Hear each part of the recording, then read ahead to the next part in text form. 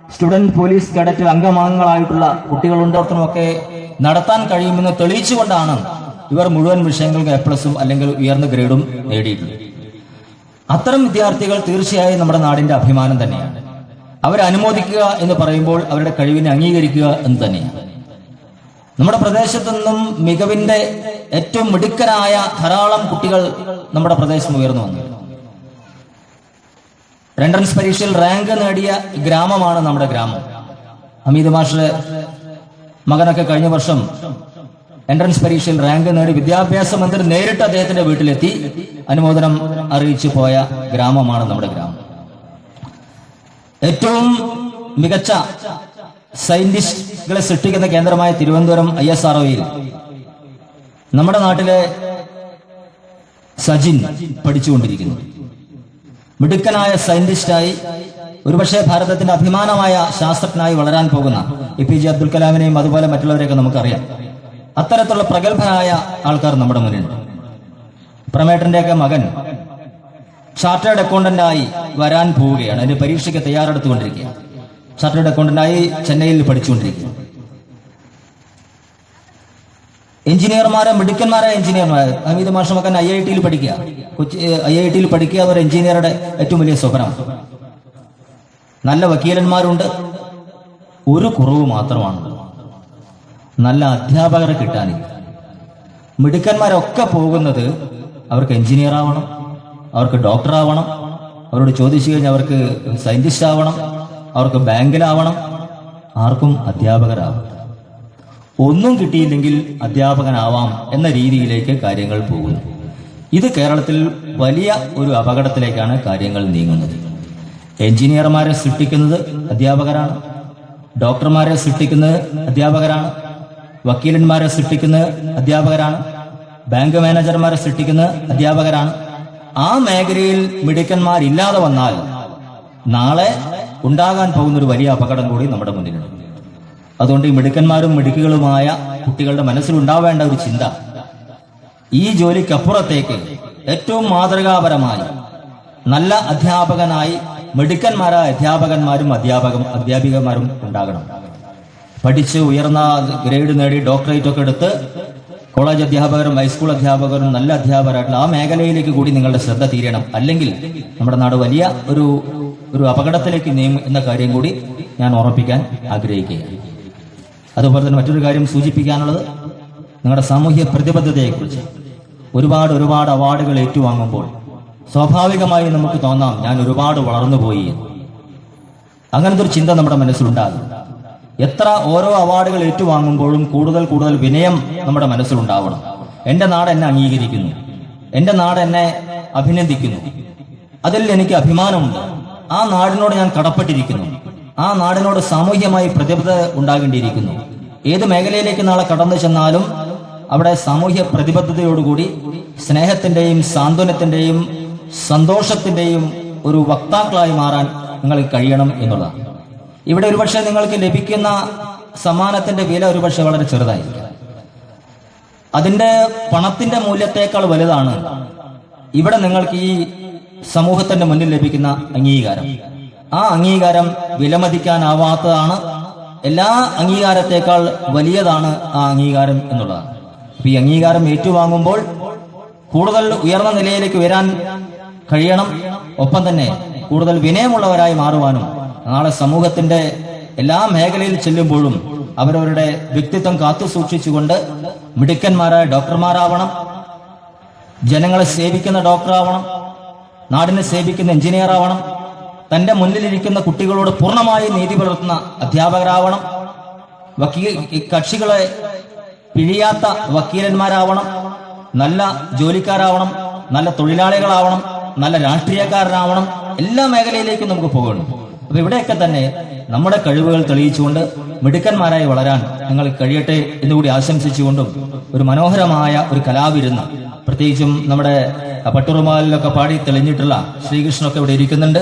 അതുപോലെ മറ്റു പല കലാകാരന്മാരും അവിടെ തയ്യാറായി നിൽക്കുന്നുണ്ട്, ഡാൻസിനൊക്കെ തയ്യാറായി നിൽക്കുന്നുണ്ട്. ഇവരുടെയൊക്കെ കലാവിരുന്ന് ആസ്വദിക്കാനുള്ള ഒരവസരം ഉണ്ടാക്കിയിട്ടുള്ള ഈ ഫ്രണ്ട്സ് കൾച്ചറൽ സെന്ററിന്റെ ഭാരവാഹികളെ മൂത്തകണ്ഠം അഭിനന്ദിച്ചുകൊണ്ടും മിടുക്കന്മാരെയും മിടുക്കികളെയും ഒരിക്കൽ കൂടി അഭിനന്ദിച്ചുകൊണ്ടും ഈ പരിപാടിയിലേക്ക് എന്നെ ക്ഷണിച്ച ഇതിന്റെ സംഘാടകർക്ക് ഹൃദയം നിറഞ്ഞ നന്ദി അറിയിച്ചുകൊണ്ടും ഞാൻ എന്റെ വാക്കുകൾ അവസാനിപ്പിക്കുന്നു. ജയ് ഹിന്ദ്. അടുത്തതായിട്ട് ആശംസകൾ അർപ്പിക്കുന്നതിന് വേണ്ടിയിട്ട് പ്രേംകുമാറിനെ ക്ഷണിച്ചുകൊള്ളുന്നു.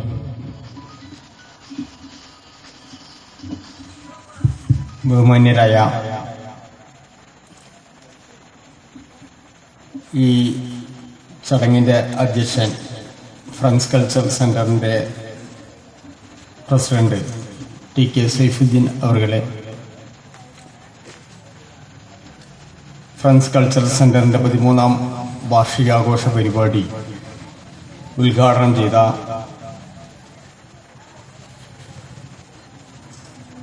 Shrimati ward member TK Naseeja അവர்களെ, തിരുനാവായ പഞ്ചായത്ത് 1ാം ward member Shrimati IV Laila,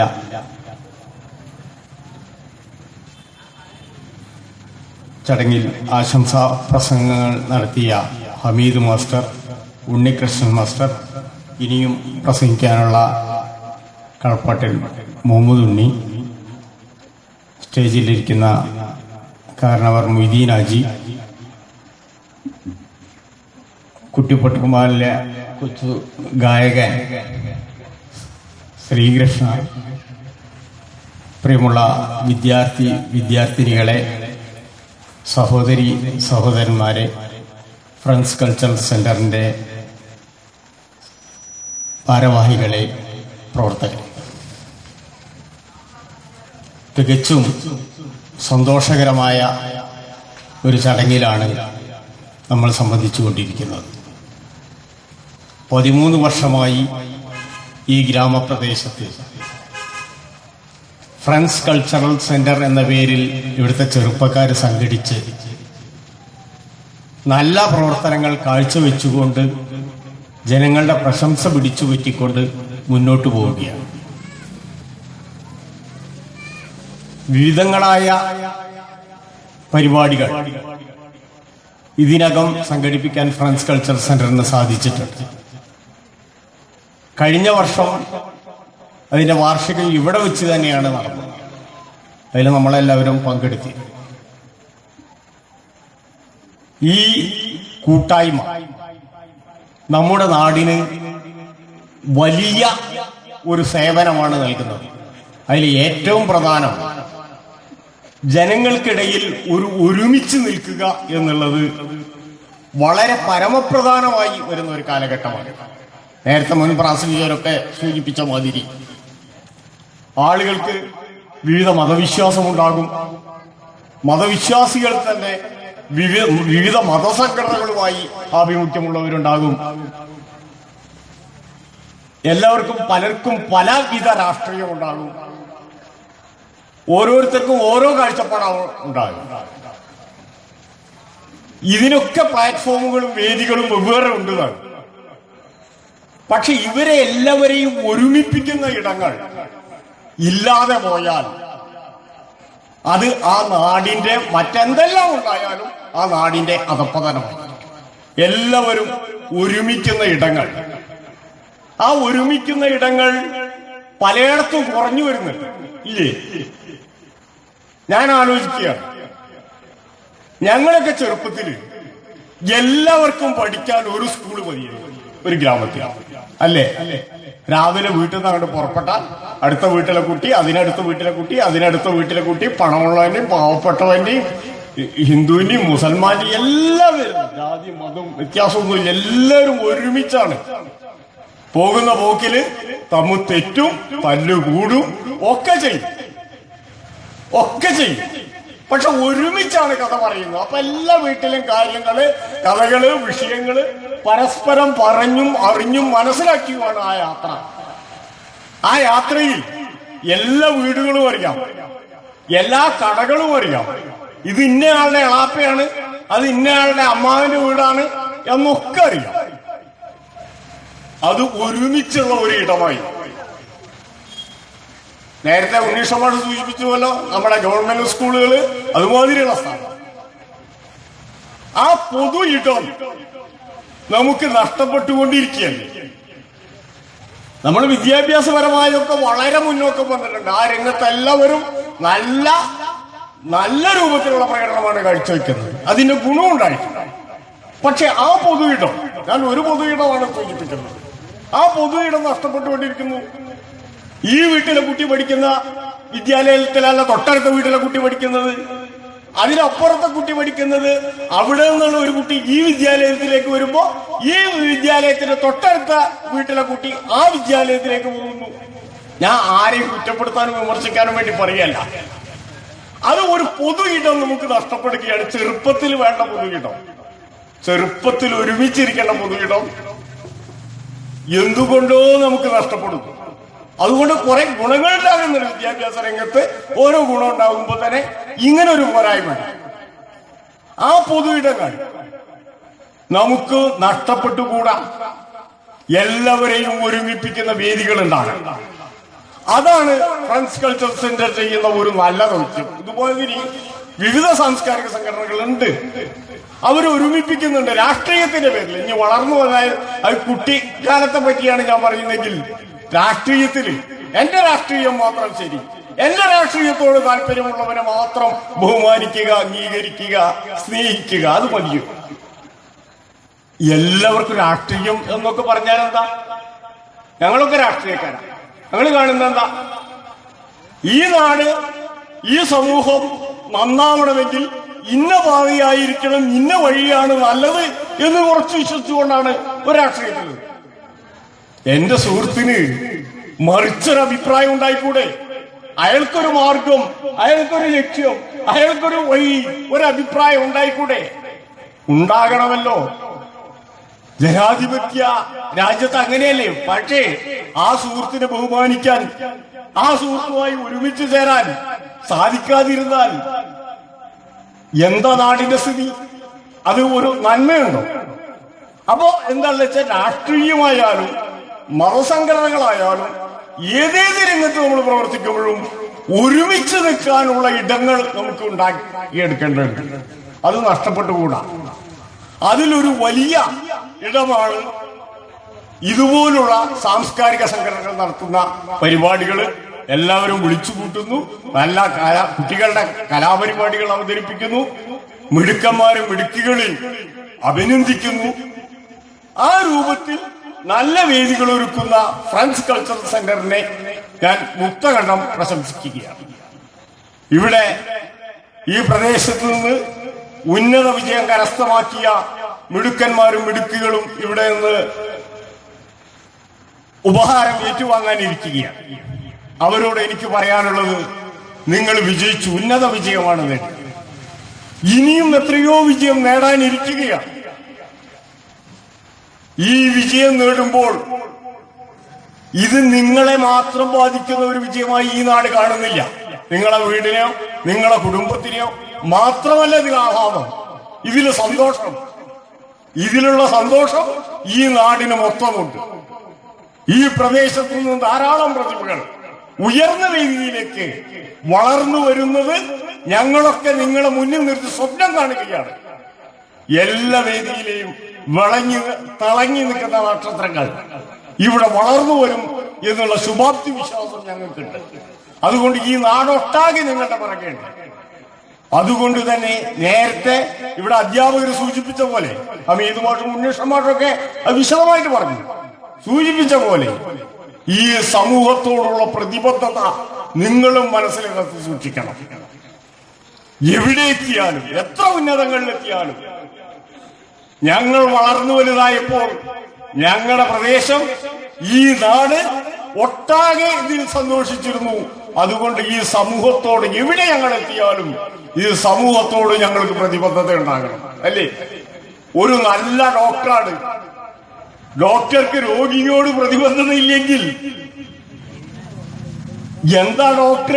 അങ്ങനത്തെ ഡോക്ടർമാരുണ്ടാവില്ലേ? അതുപോലെ നല്ല സമൂഹത്തോട് പ്രതിബദ്ധതയുള്ള ഏത് രംഗത്തെത്തിയാലും സമൂഹത്തോട്, സമൂഹത്തിലെ അവശത അനുഭവിക്കുന്നവരോട് ഒരു പ്രതിബദ്ധത നിങ്ങൾക്കെല്ലാവർക്കും ഉണ്ടാകണം എന്നാണ് ഒരിക്കൽ കൂടി എനിക്ക് പറയാനുള്ളത്. ഞാൻ അവസാനിപ്പിക്കുക. നമ്മുടെ ഈ ഇത്തരം ഒരു ചടങ്ങ് സംഘടിപ്പിക്കാൻ മുൻകൈയെടുത്ത മുന്നോട്ട് വന്ന ഫ്രണ്ട്സ് കൾച്ചറൽ സെന്ററിനെ, ഈ കുട്ടികളെ അഭിനന്ദിക്കാൻ മുന്നോട്ട് വന്ന ഫ്രണ്ട്സ് കൾച്ചറൽ സെന്ററിന്റെ സംഘാടകരെ ഒരിക്കൽ കൂടി അഭിനന്ദിച്ചുകൊണ്ട് ഞാൻ അവസാനിപ്പിക്കുന്നു. അഭിവാദ്യം.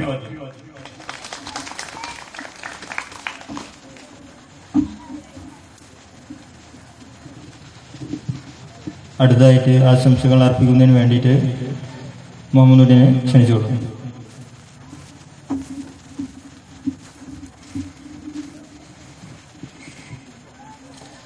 ബഹുമാനപ്പെട്ട അധ്യക്ഷൻ പ്രേംകുമാർ, മൊയ്തീൻ ഹാജി, നമ്മുടെ ജനപ്രതിനിധികൾ, ഉണ്ണികൃഷ്ണൻ മാഷ്, ശംസുദ്ദീൻ, മറ്റു നാട്ടുകാരെ, രക്ഷിതാക്കളെ, ഏതായാലും പ്രസംഗം കഴിഞ്ഞു എന്നുള്ള എങ്ങനെയെങ്കിലും കഴിഞ്ഞ് കിട്ടിയാൽ മതി, ഇനി പഠിത്തത്തിലേക്ക് പോവാണെന്നുള്ള ധാരണയിൽ ഇരിക്കുകയായിരിക്കും. ഏതായാലും ഞാനത് മിസ്യൂസ് ചെയ്യുന്നില്ല. ഒരു മൈക്ക് അവസരം കിട്ടി, അതുകൊണ്ട് വല്ലാതെ ഉപയോഗിച്ച് കളയുന്നുള്ള ധാരണ വേണ്ട. എങ്കിലും ഒന്ന് രണ്ട് കാര്യങ്ങൾ ശ്രദ്ധയിൽപ്പെടുത്താൻ ആഗ്രഹിക്കുകയാണ്. ഇപ്പോൾ ഉണ്ണികൃഷ്ണൻ മാഷും അതുപോലെ അമീത് മാഷും പ്രേമേട്ടനൊക്കെ പറഞ്ഞു, വിദ്യാഭ്യാസ രംഗത്ത് മലപ്പുറം ജില്ല വൻ ഉന്നതിയിലാണ്, വളരെ ഉയർന്ന നിലയിലാണ്, നിലവാരം പുലർത്തുന്നുണ്ട്. കുറച്ച് ദിവസം മുമ്പ് പുതിയ ന്യൂ ജനറേഷന് വിദ്യാഭ്യാസ രംഗത്ത് പുതിയ സിലബസ് എങ്ങനെ സൃഷ്ടിക്കാം എന്നുമായി ബന്ധപ്പെട്ടുകൊണ്ട് ഒരു ചർച്ച നടന്നതിൽ എനിക്ക് പങ്കെടുക്കാൻ ഭാഗ്യമുണ്ടായി. അതിൽ പങ്കുവെച്ച ഒന്ന് രണ്ട് കാര്യങ്ങൾ നിങ്ങളെ ശ്രദ്ധയിൽ ഞാൻ പെടുത്തുകയാണ്. അതിൽ പ്രധാനമായി ചർച്ച ചെയ്ത ന്യൂ ജനറേഷന്റെ സൈക്കോളജി, ഇന്നത്തെ കുട്ടികളുടെ, അതായത് പുതുതലമുറയുടെ മാനസിക അവസ്ഥയും രക്ഷിതാക്കളുമായുള്ള ബന്ധവുമാണ്. യഥാർത്ഥത്തിൽ ഒരു പ്രമുഖ വിദ്യാഭ്യാസ സ്ഥാപനത്തിന്റെ നടന്ന അവസാന കുട്ടികൾ നടത്തിയ ഒരു പരിപാടിയിൽ അവർ പറഞ്ഞ് അവസാനിക്കുമ്പോൾ ഒരു ലോറിക്കുള്ള ബെഞ്ചും ഡെസ്കും പിറ്റന്നാൾ കൊണ്ടുപോകേണ്ടി വരുന്ന അവസ്ഥയിലേക്കാണ് എത്തിച്ചേർന്നതെന്ന് അർത്ഥം. കുട്ടികൾ ബെഞ്ചും ഡെസ്കൊക്കെ അടിച്ച് മുറിച്ച്. അപ്പൊ ഇന്നത്തെ അതിൽ പ്രധാനമായി നമുക്ക് മനസ്സിലാക്കേണ്ട ഒരു കാര്യം എന്ന് പറഞ്ഞാൽ എന്താണ്? നശിപ്പിക്കുന്ന ശീലം, തകർക്കുന്ന ശീലമാണ് പുതുതായിട്ട് ഏതൊരു കുട്ടിക്കും ചുരുക്കം പറഞ്ഞാൽ വളർന്നു വരുന്ന ഒരു പ്രശ്നം. ഇപ്പൊ കുട്ടികൾ നിങ്ങൾക്കറിയാം, കമ്പ്യൂട്ടർ ഗെയിം ആയാലും ഇതൊക്കെ അടിച്ച് തകർക്കുക, ടിഷ്യൂ അടിച്ച് തകർക്കുക എന്നുള്ള രൂപത്തിലേക്കാണ് കുട്ടികളുടെ ഇന്നത്തെ മാനസിക അവസ്ഥ കൊണ്ടു ചെന്നെത്തിക്കുന്നത്. ഇവരെ നമ്മൾ എന്ത് ചെയ്യണം, എങ്ങനെ നിയന്ത്രിക്കണം? വളരെ ശ്രദ്ധാപൂർവം കൈകാര്യം ചെയ്യേണ്ട ഒരു റോളാണ് യഥാർത്ഥത്തിൽ. ഒരു ഉമ്മ ഒരു ഡോക്ടറോട് സംസാരിക്കുകയാണ്.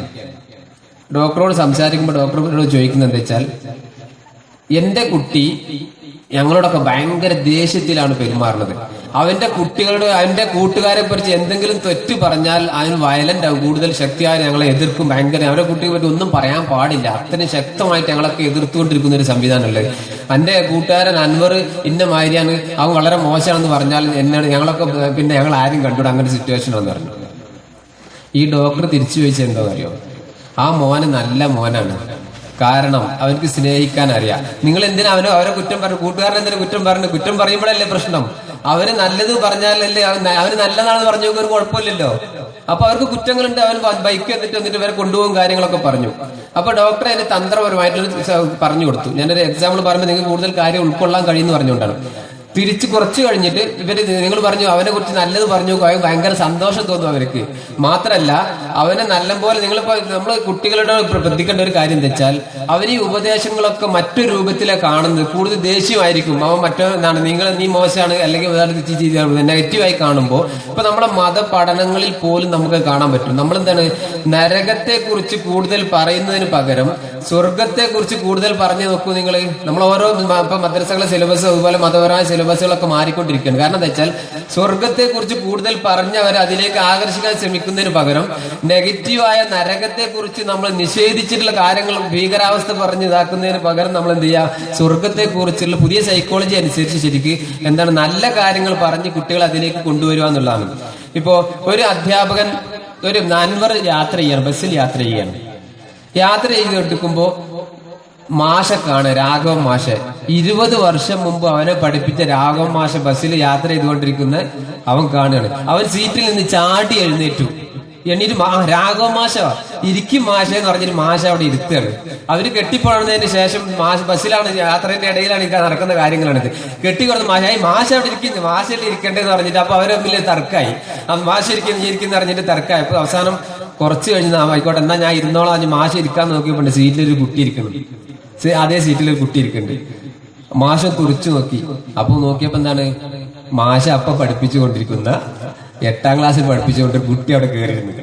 അവൻ വെറുതെ ഇരിക്കുകയാണോ? അല്ല, മാഷ് കുറിച്ചു നോക്കി. എന്താ ഗെയിം കളിച്ചുകൊണ്ടിരിക്കുക. മാഷ എണീറ്റ് കൊടുക്കണമെന്ന് അറിഞ്ഞപ്പോ എന്താണ്, മാഷ ഈ ഗെയിമും കൂടി തീരട്ടെ എന്ന് അവൻ പറയുന്നത്. ആലോചിച്ച് നോക്ക് നിങ്ങള്. അപ്പൊ ഈ കുട്ടികൾക്ക്, ഈ ന്യൂ ജനറേഷൻ പുതുതലമുറക്ക് എന്താണ് പക്വത, എന്താണ് പുതിയ കാര്യങ്ങളൊന്നും അവർക്ക് അതിലേക്കൊന്നും വരാൻ അവർക്ക് താല്പര്യമോ സമയമില്ല. നിങ്ങളൊരു കുട്ടിയെ ഒരു കല്യാണത്തിന് കൊണ്ടുപോകുമ്പോൾ വിളിച്ചു നോക്കൂ നിങ്ങള്. കല്യാണത്തിന് വീട്ടിൽ പോകണം, നമ്മളൊന്ന് കല്യാണം തന്നെ, കുട്ടികൾ പോരില്ല, കുട്ടികൾ വീട്ടിലിരിക്കുള്ളൂ. കുട്ടികൾ അടങ്ങി ഒതുങ്ങി കഴിയുന്ന ഒരു സിസ്റ്റത്തിലേക്ക് വന്നു. അവര് ജനങ്ങളായാലും മറ്റു സമൂഹമായി ഇടപഴകുന്ന രീതിയിൽ നിന്ന് പറ്റ പിന്മാറിക്കുന്നു. ഇപ്പൊ അമ്മമാർ വിദ്യാഭ്യാസമുള്ളവരാണ് ഏറ്റവും കൂടുതൽ. ഞാനൊരു സുഹൃത്തു കൂടി ബൈക്കുമ്പോൾ, ഒരു മാഷ അധ്യാപകരോട് ബൈക്കുമ്പോൾ പോവാണ്. അപ്പൊ ഒരു സ്ത്രീ ഉമ്മ കൈയാട്ടി വിളിച്ചു, മാഷ ഞാൻ നിങ്ങളൊന്ന് കാണാതിരിക്കാണ്. ഇന്റെ ചെക്കണ്ടല്ലോ വളരെ മോശമായിക്കാണ് ഇപ്പൊ സ്വഭാവം. സ്കൂളുകളാണ് ഇടക്കിടക്ക് അവന് ഇതാവില്ല, പിന്നെ അവൻ വീട്ടിൽ നിന്ന് പഠിക്കലെന്നല്ല, വെറും കളിയാണ്, കളിയിൽ അങ്ങേയറ്റായിട്ടുണ്ട്, വളരെ മോശമായ സിറ്റുവേഷനുള്ള രീതിയിലൊക്കെ പറഞ്ഞു. മാഷപ്പ് തിരിച്ചു വരികയാണ്, ഞാൻ നിങ്ങളൊന്ന് കാണാതിരിക്കാണ്. അവൻ സ്കൂളിൽ വന്നിട്ട് ഒരു കാര്യമില്ല, അവന് പറഞ്ഞ ഹോംവർക്ക് ചെയ്യുന്നില്ല, ഒന്നുമില്ല. അപ്പൊ എന്താണ്, മാഷക്ക് ശരിയാക്കി എടുക്കാൻ പാടില്ല, കുട്ടി രക്ഷിതാക്കൾ ശരിയാക്കി, പിന്നെ ഇവരെന്ത് നമ്മൾ ചെയ്യാ? അപ്പൊ ഇതിൽ യഥാർത്ഥത്തിൽ പ്രശ്നം എന്താണെന്ന് പഠിച്ച് മനസ്സിലാക്കി ഇന്നത്തെ സൈക്കോളജിക്ക് അനുസരിച്ച് നമ്മൾ വിദ്യാർത്ഥികളുടെ രൂപത്തിലേക്ക് മാറിയിട്ടില്ലെങ്കിൽ, നമ്മൾ ഇപ്പത്തെ നമ്മൾ പറയുന്ന ഹൈലൈറ്റ് മാർക്കുകളൊക്കെ ഉണ്ടെങ്കിലും ശരി, യഥാർത്ഥത്തിൽ ഇന്നത്തെ 8ാം ക്ലാസ് മുതൽ 8ാം ക്ലാസ് വരെ ഒരു കുട്ടിയെ പോലും തോൽപ്പിക്കാൻ പാടില്ല എന്നാണ് നിയമം. തോൽപ്പിച്ചാൽ അധ്യാപകൻ പ്രതിയാണെന്ന് അർത്ഥം. അപ്പോ നമ്മൾ ഈ പോക്കൊക്കെ നമ്മൾ ആയിരിക്കാം, A+കളുടെ ഘോഷയാത്രകളൊക്കെ ഉണ്ടായിരിക്കാം, ഇല്ലെന്ന് നമ്മൾ നിഷേധിക്കുന്നില്ല.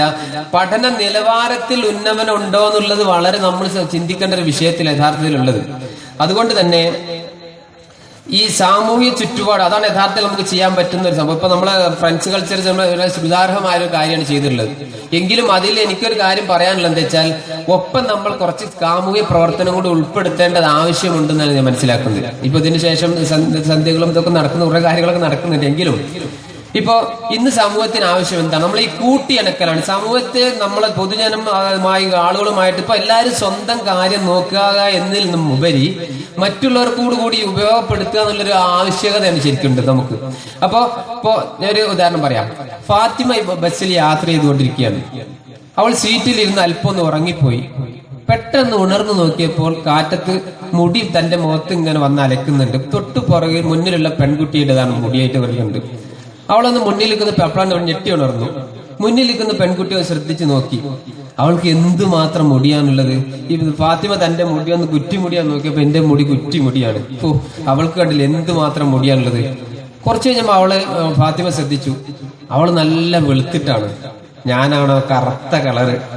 ഈ ദൈവം എന്നെ ശപിച്ചിരിക്കുന്നു. യഥാർത്ഥ ദൈവം എനിക്ക് ഒന്നും തന്നില്ല. ആ കുട്ടി കണ്ടില്ല, മുടി കൊടുത്തിട്ടുണ്ട്, നല്ല വെളുത്ത വളറുണ്ട്. ഒന്നുകൂടി അവൾ ശ്രദ്ധിച്ചു നോക്കി, തക്കാളി പോലത്തെ കവിൾത്തടം, എന്റേതോ ചുറ്റിച്ചുളിഞ്ഞ ഒട്ടിപ്പിടിച്ച കവിൾത്തടം. അങ്ങനെ അവൾ തന്റെ മുന്നിലിരിക്കുന്ന ഓരോ കുട്ടിയുടെ ഓരോ അവയവമായിട്ട് അവൾ തട്ടിച്ചു നോക്കി. അവൾ ദൈവത്തെ ശപിച്ചുകൊണ്ടിരുന്നു. പടച്ചവൻ എന്ത് പണിയാ ചെയ്ത് കണ്ട, ഞങ്ങളെ ഒരേപോലെ സൃഷ്ടിച്ചതാണ്, ഞാൻ എന്ത് തെറ്റാ ഇതിനൊക്കെ ചെയ്തത്, അവൾ ശപിച്ചുകൊണ്ടിരുന്നു. കുറച്ച് യാത്ര ചെയ്ത് കുറച്ച് മുന്നോട്ട് പോയപ്പോൾ പെട്ടെന്ന് ഒരു ബസ് സ്റ്റോപ്പിന്റെ പേര് വിളിച്ചു പറഞ്ഞു. ഫ്രണ്ടിലിരിക്കുന്ന പെൺകുട്ടി എണീറ്റ് ഇറങ്ങാൻ പോവാണ്. എണീറ്റ് നോക്കുമ്പോൾ ആ മുന്നിലിരിക്കുന്ന പെൺകുട്ടിക്ക് 2 കാലും ഉണ്ടായിരുന്നില്ല. പെട്ടെന്നാണ് ഫാത്തിമാക്ക് ബോധം വന്നത്. സ്ട്രക്ചറൊക്കെ വെച്ചിട്ടാണ് ആ കുട്ടി ഇറങ്ങിപ്പോയത്. ഫാത്തിമാക്ക് അപ്പോഴാണ് ബോധം വന്നത്. എന്ത് പടച്ചവൻ എന്തൊരു അനുഗ്രഹമാണ് എനിക്ക് ചെയ്തത്. എനിക്ക് മുടി വേണ്ട, കവിൾത്തടം വേണ്ട, കളർ ഏതായാലും വേണ്ട, 2 കാല് പടച്ചവൻ എനിക്ക് തന്നല്ലോ. അവർക്കാണെങ്കിൽ എത്രയോ മാത്രമാണ് എനിക്കുള്ളത്. നമ്മൾ ദൈവത്തോട് നന്ദിയുള്ളവരായിരിക്കൽ നിർബന്ധമാണ്. കാരണം നമ്മൾ തന്ന അനുഗ്രഹം അത് പരമാവധി ഉപയോഗപ്പെടുത്തുക എന്നതാണ് യഥാർത്ഥത്തിൽ ചെയ്തുകൊണ്ടിരിക്കുന്നത്. അപ്പോ ഫാത്തിമ വീണ്ടും യാത്ര തുടരുകയാണ്. ബസ് സ്റ്റാൻഡിലെത്തി. ബസ് സ്റ്റാൻഡിൽ അതൊരു ഘോരം സംസാരിച്ചു കൊണ്ടിരിക്കുന്ന ഒരു പെൺകുട്ടി പ്രസംഗിച്ചുകൊണ്ടിരിക്കുകയാണ്. പ്രസംഗിച്ചുകൊണ്ടിരിക്കുന്നതിന്റെ ഇടയിൽ ഇവൾ ഇങ്ങനെ വീണ്ടും ആലോചിച്ചു കണ്ട, എനിക്ക് പ്രസംഗിക്കാനൊന്നും ഒരു കഴിവും ഈശ്വരൻ തന്നിട്ടില്ല, ഞാൻ എന്തുമാത്രതാണ്. അപ്പൊ ഇവൾക്ക് വീണ്ടും അങ്ങനെ തൊട്ടെന്ന് മുമ്പ് അടുത്ത് എത്തി നോക്കിയപ്പോൾ ആ പെൺകുട്ടിക്ക് കണ്ണുണ്ടായിരുന്നില്ല. സംസാരിച്ചുകൊണ്ട് അപ്പോൾ വീണ്ടും ഫാത്തിമ തിരിച്ചു വന്നു. കണ്ട, എനിക്ക് കണ്ണുണ്ടല്ലോ, ലോകം കാണാൻ പറ്റുന്നുണ്ടല്ലോ. നിങ്ങളെ ഞാൻ പറഞ്ഞിരുന്നത് ഇതാണ് സാമൂഹ്യ പ്രവർത്തനവുമായി ബന്ധം. നമ്മൾ നമുക്ക് തന്നത് മാത്രം നമ്മൾ ആലോചിക്കും, അത് മാത്രമാണ് എന്ന് നമ്മൾ വിശ്വസിക്കുന്നു. അതിൽ നിന്ന് മാറി സമൂഹത്തോട് നമുക്കൊരു ബാധ്യതയുണ്ട്. യഥാർത്ഥത്തിൽ നമ്മൾ സാമൂഹ്യ പ്രവർത്തനം എന്ന് പറഞ്ഞാൽ യഥാർത്ഥത്തിൽ അതാണ് ശരിക്കും ഓരോ വ്യക്തി ജീവിതത്തിൽ നമ്മൾ സ്വയം ഉണ്ടാവുന്ന ഒരു സംഭവമാണ്. അത് ഉണ്ടായെങ്കിൽ മാത്രമേ, അത് അടിസ്ഥാനപരമായിട്ട് ഉണ്ടാവേണ്ടതാണെങ്കിലും നമ്മൾ സമൂഹത്തിൽ ജീവിക്കുമ്പോൾ മാറ്റങ്ങൾ വരുമ്പോൾ മാത്രമേ നമുക്ക് ഉൾക്കൊള്ളാൻ കഴിയുള്ളൂ. ഞാൻ കൂടുതലൊന്നും പറയുന്നില്ല. ഞാൻ പറയുന്നു, ഈ വളർന്നു വരുന്ന കുട്ടികൾ അവർ കുറേ കാര്യങ്ങൾ ചെയ്യേണ്ടതുണ്ട്. നിങ്ങളുടെ വ്യക്തി ജീവിതത്തിൽ മാറ്റം വരണമെങ്കിൽ ഞാൻ പറയും സമൂഹവുമായി ബന്ധപ്പെട്ട് കുറേ കാര്യങ്ങൾ സാമൂഹ്യ പ്രവർത്തനവുമായി ബന്ധപ്പെട്ട് ചെയ്യേണ്ടതുണ്ട്. ഞാൻ കൂടുതൽ സംസാരിക്കുന്നതിൽ അവസാനിപ്പിക്കുകയാണ്. നമ്മുടെ ഏറ്റവും വലിയൊരു മലപ്പുറം ജില്ല അനുഭവിക്കാൻ പോകുന്ന അല്ലെങ്കിൽ അനുഭവിച്ചു കൊണ്ടിരിക്കുന്ന ഒരു സുപ്രധാന 1-2 കാര്യങ്ങളോട് മാത്രം സൂചിപ്പിച്ചുകൊണ്ട് ഞാൻ അവസാനിപ്പിക്കുകയാണ്. ഇന്ന് ആരോഗ്യപരമായിട്ടാണ് മലപ്പുറം ജില്ല ബാക്കി എന്തിലെങ്കിലും മുന്നിലുണ്ടെങ്കിൽ മുന്നിലാണെങ്കിൽ ശരി, അതോടൊപ്പം തന്നെ ആരോഗ്യ മേഖലയിൽ നമ്മൾ മുന്നിലാണ്. എന്തിലെന്നറിയോ? രോഗത്തിന്റെ കാര്യത്തിൽ. ലോകത്തിൽ വെച്ച് ഏറ്റവും 100 ആളെ ഒരു നിശ്ചിത ഏരിയയിൽ 100 ആൾ എടുക്കുകയാണെങ്കിൽ ലോകത്തിൽ വെച്ച് ലോകത്തിലാണ് ഏറ്റവും കൂടുതൽ കിഡ്നി രോഗികളും അതുപോലെ ക്യാൻസർ രോഗികളും ഉള്ളത് മലപ്പുറം ജില്ലയാണ്.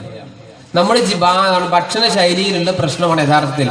അപ്പൊ അതിൽ നമ്മൾ മാറ്റങ്ങൾ വരുത്തൽ ആവശ്യമാണ്. കാരണം എന്താ വെച്ചാൽ നിങ്ങൾക്കറിയാം, അതിൽ മാറ്റം വരുത്താൻ കുറെ ആരോഗ്യ ക്യാമ്പുകൾ സംഘടിപ്പിച്ചുകൊണ്ടിരിക്കുന്നുണ്ട്. അതിൽ നിങ്ങളൊക്കെ ഭാഗമാക്കുക. 2 വെച്ചിട്ട് ഇപ്പോൾ അടുത്ത 7-ാം തീയതി സൗജന്യ ഹൃദ്രോഗ പരിശോധന ക്യാമ്പ് ഉണ്ട്.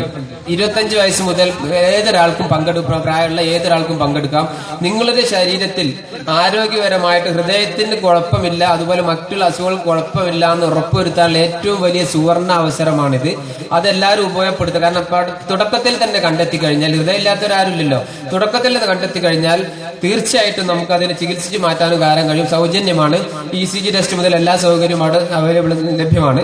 അതുകൊണ്ട് ഏകദേശം 5 പ്രഗത്ഭരായ ഡോക്ടർമാർ വന്നുകൊണ്ട് തന്നെ 30ഓളം ഉള്ള ഒരു ടീം വരുന്നുണ്ട്. അപ്പൊ തീർച്ചയായിട്ടും നിങ്ങൾ അതിൽ പങ്കെടുത്തിട്ട് നമ്മൾ ഓരോരുത്തരെയും ആരോഗ്യസ്ഥിതി വിലയിരുത്തണമെന്ന് അഭ്യർത്ഥിക്കുന്നു. കൂടുതൽ ഞാൻ സംസാരിക്കുന്നതിൽ ഇത്രയും ഫ്രണ്ട്സ് കൾച്ചർ സെന്റർ വളരെ ഗംഭീരമായൊരു നല്ലൊരു പരിപാടി തന്നെ എല്ലാ മുന്നേറ്റം തന്നെയാണ് നടത്തിയിരിക്കുന്നത്. അവർക്ക് തുടർന്നുള്ള പരിപാടി നടത്തുന്നതിനും നാട്ടുകാരെ ഇതുപോലെ ഐക്യത്തോടെ ഒരുമിച്ച് കൂട്ടി പ്രവർത്തനം നടത്തുന്നതിനും സകല ഐശ്വര്യങ്ങളും നേർന്നുകൊണ്ട് ഞാൻ അവസാനിപ്പിക്കുന്നു. ജയ് ഹിന്ദ്.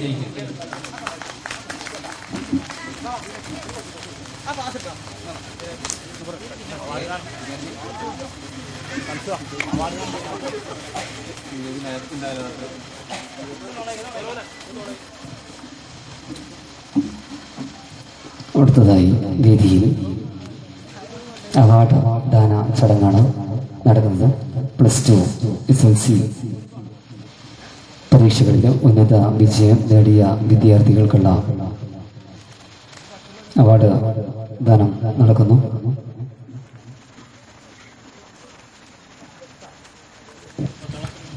ആദ്യമായിട്ട് SLC ഫുൾ A+ നേടിയ വിദ്യാർത്ഥികളെ ഞാൻ ക്ഷണിക്കുന്നത്. പേര് വിളിക്കുന്ന വിദ്യാർത്ഥികൾ അവാർഡ് ഏറ്റുവാങ്ങുന്നതിന് വേണ്ടി വേദിയിലെത്തണമെന്ന് അഭ്യർത്ഥിക്കുന്നു.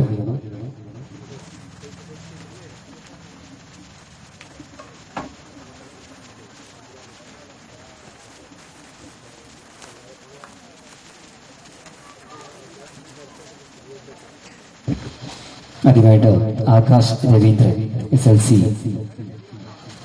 ഫുൾ A+ വാങ്ങിയ ആകാശ് രവീന്ദ്രനെ ട്രോഫി ഏറ്റുവാങ്ങുന്നതിന് വേണ്ടി ക്ഷണിക്കുന്നു.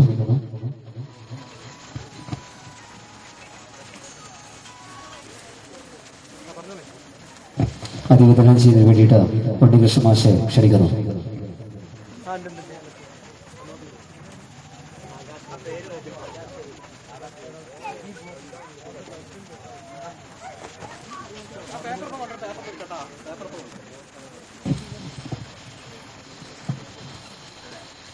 അടുത്തായി സിബിൻ S.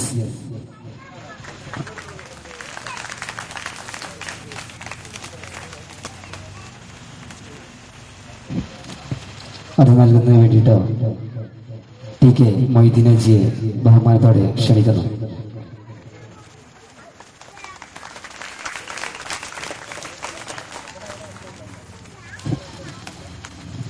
അടുത്ത മുഹമ്മദ് അജ്മൽ A.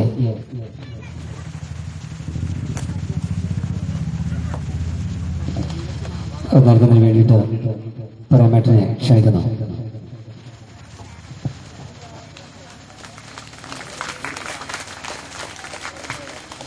നെക്സ്റ്റ് സ്വാതി.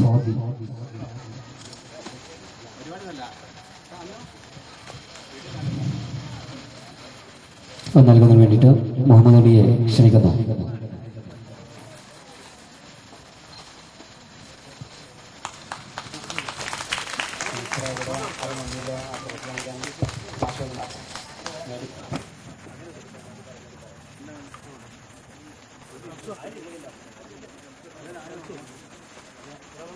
അടുത്തത് അസ്മാബി. അടുത്തത് 9A+ നേടി പ്രദേശത്തിന് അഭിമാനമായി മാറിയ വിദ്യാർത്ഥികളാണ്.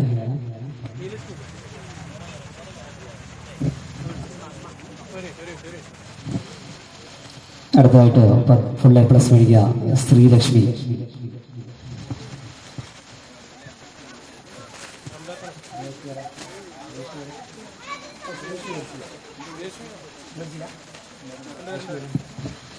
അത് വിതരണം ചെയ്യാൻ വേണ്ടിയിട്ട് Thirunavaya panchayat 1-ാം ward member IV റംലയെ ബഹുമാനത്തോടെ ക്ഷണിക്കുന്നു.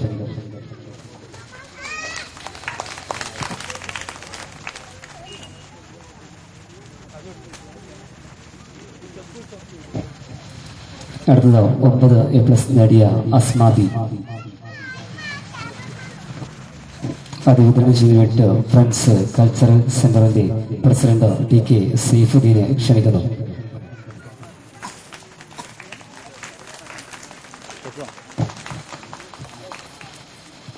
അടുത്തത് 9A+ നേടിയ റോഹിയ.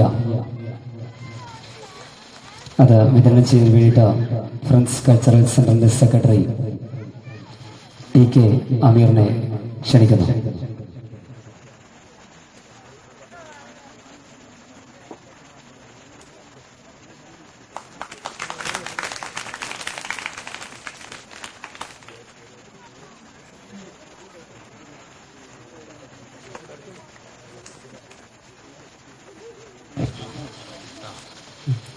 അടുത്തതായിട്ട് മുസ്താഖ് റഹ്മാൻ.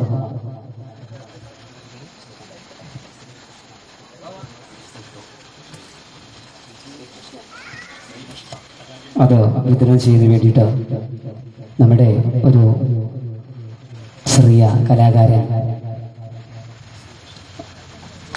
ശ്രീകൃഷ്ണ കുട്ടിപ്പെട്ട റുമാൽ സിദ്ധുവിലെ ഗായകൻ ബഹുമാനത്തോടെ ക്ഷണിക്കുന്നു.